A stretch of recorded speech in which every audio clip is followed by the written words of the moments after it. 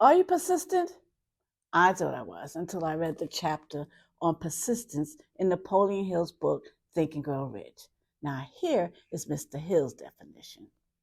Persistence is an essential factor in the procedure of transmuting desires into its monetary equivalent. The basis of persistence is the power of will. Now, here are 2 quick points from the book. Number 1, you have to get the habit of following through on all your plans with, you know it, persistence. Number 2, the ease with which lack of persistence may be conquered will depend entirely upon the intensity of one's desire. Here's some more. Hill tells us about having a money consciousness. He writes, poverty consciousness will voluntarily seize the mind, which is not occupied with, the money consciousness. Have you started on your goals and given up? Have you started projects and never finished them? Did you come up against obstacles and adversaries and just said, you know what, the heck with it? Hill gives us this. A few people know from experience the soundness of persistence.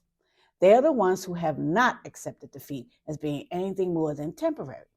They're the ones whose desires are so persistently applied that defeat is finally changed into victory. We know now that persistence is a state of mind. Therefore, it can be cultivated. Okay, now that we know what persistence is and how to use it, we also need to know what our weaknesses of persistence are.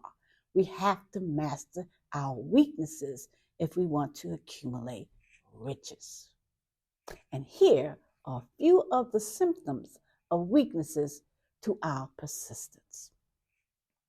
They are failure to clearly define what we want, procrastination, lack of interest in acquiring knowledge, you know everything, indecision, that's a big one, alibis instead of plans for solution, self-satisfaction, indifference, you don't fight for the opposition, you just, compromise with everything, blaming others, weakness of your desire, eagerness to quit at the first sign of defeat, lack of organized plan, neglecting to move on ideas. You have an idea and you don't move on it, wishing, that don't work, compromising with poverty, searching for shortcuts to riches, no, fear of criticism, fear to create plans and put them into action because of what other people will think, do, or say.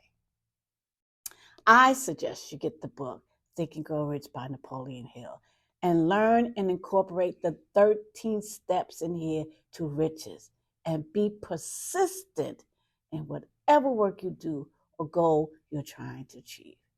Don't forget to leave a gentle comment, hit the subscribe button, and you know my thing. I'll see you at the top.